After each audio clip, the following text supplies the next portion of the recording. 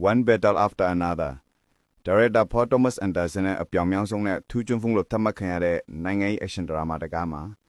ယုံတင်ခဲ့ပြီးနောက်အခုဆိုရင်ကျွန်တော်ရဲ့ Telegram channel မှာ Full HD အကြည့်နဲ့ပါကြည့်ရှုနိုင်ပါပြီ။ Leonardo DiCaprio ဟာ Bob Ferguson ဆိုတဲ့ကဘာကြီးနဲ့အဆက်ဖက်ပြီးတကူတဲ့နေထိုင်တဲ့တော်လိုင်းသမားဟောင်းတယောက်နေဟာမတည်ငြိမ်နေတဲ့သူ့ရဲ့အတွင်းစိတ်နဲ့ဖခင်တယောက်ရဲ့ကောက်ွယ်လို့စိတ်တို့ကိုအသက်ဝင်ပြင်းစွာတည်ဆောင်ပြထားပါတယ်။သူ့ရဲ့ယူသက်မှုနဲ့စိတ်ရှုပ်ထွေးမှုနဲ့ဖခင်မိသားတို့ကိုဟာတာလေးတွေပါရောပြီးကျွမ်းကျင်ပိုင်နေစွာတည်ဆောင်ထားတာရုပ်ရှင်ရဲ့ဇာညွှန်းကတော့အမေရိကန်နိုင်ငံရဲ့လူမှုရေးနိုင်ငံရေးကွဲပြားမှုအစွန်းရောက်ဝါဒနဲ့ရွှေပြောင်းနေထိုင်သူအရေးကိစ္စတွေကိုပြပြသားသားရည်ညွှန်းထားပါတယ်။ဇကားတဲ့ခါရှွန်ပန်ရဲ့ဘုံမူကြီးလောက်ကျော်စရုပ်က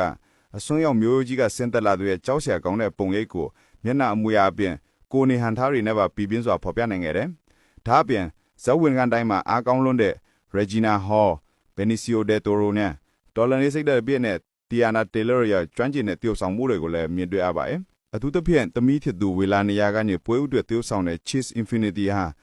လွတ်လပ်ပြီးထက်မြက်တဲ့ဆဲကြော်သက်သူရဲ့စရိုက်ကိုအားကောင်းတဲ့တရုပ်ဆောင်ချက်ဖြင့်ပွဲထုထုံနေခဲ့တယ်။ Vista Vision ကြီးမားတဲ့ format တွေရဲ့ခုထားတာကြောင့် action မြင်ကွင်းတွေကားနဲ့လိုက်တဲ့အခန်းတွေနဲ့မြင်ကွင်းကျ shot တွေကအမြင်ပိုင်းဆိုင်ရာရင်းသက်ရှုမိုးစရာဖြစ်စေပါတယ်။ရဲစရာစိတ်လှုပ်ရှားစရာစိတ်မော်စရာတွေပြီးနှံနေတဲ့ဒီဇကားဟာခိပြိုင်တော်လိုင်းရဲ့ action drama ကိုပုံစံသစ်နဲ့ဖန်တီးပြလိုက်တာပါပဲ။ One battle after another ကိုလက်လွတ်မခံမဲ့ရုပ်ခုပဲ comment က link ကိုတွားရောက်ကြည့်ရှုလိုက်ပါ